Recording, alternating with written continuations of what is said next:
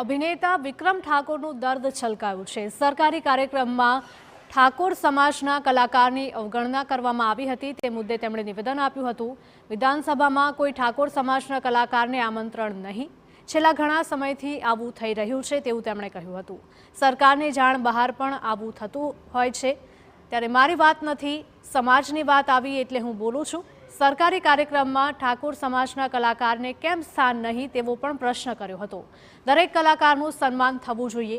વર્ષ 2007માં મોદી સાહેબે મને રાજકારણમાં જોડાવા આમંત્રણ આપ્યું હતું। હું રાજકીય માણસ નથી તેવું વિક્રમ ઠાકોરે કહ્યું હતું। હું સામાન્ય માણસ છું અને લડવાવાળો માણસ હું નથી। સમયથી હું જોતો આવ્યો છું કે ભાઈ અમારા ઠાકોર સમાજને આ લોકો ઇગ્નોર કરી રહ્યા છે। એ સરકારની જાણ બહાર હોઈ શકે એવું પણ બની શકે, જે વચ્ચે મીડિયેટર હોય એ લોકો બી આવું કરી શકતા હોય।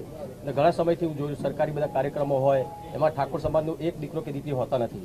અને આ વખતે પણ મેં જોયું જ્યારે વિધાનસભામાં દરેક કલાકારોનું સ્વાગત કર્યું, બહુ સારી વાત કહેવાય।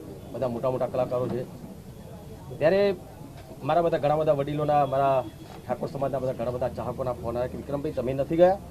તો મેં કીધું ભાઈ મને આમંત્રણ નથી, કે આપણા સમાજના કોઈ કલાકારનું આમંત્રણ નથી એમ, અને પહેલાં બી ઘણું બધું થઈ ચૂક્યું છે, તમે કેમ કશું બોલતા નથી?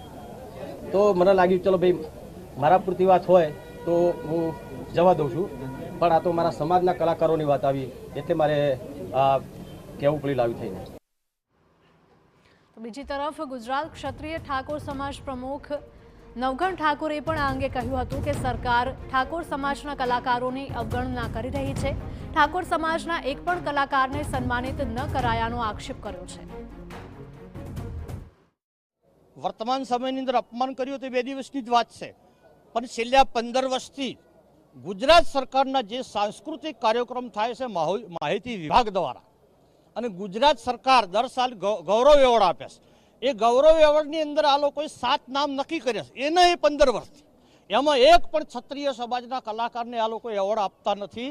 એટલે અમારી સમાજની ઇરાદાપૂર્વક અવગણના કરવામાં આવે છે।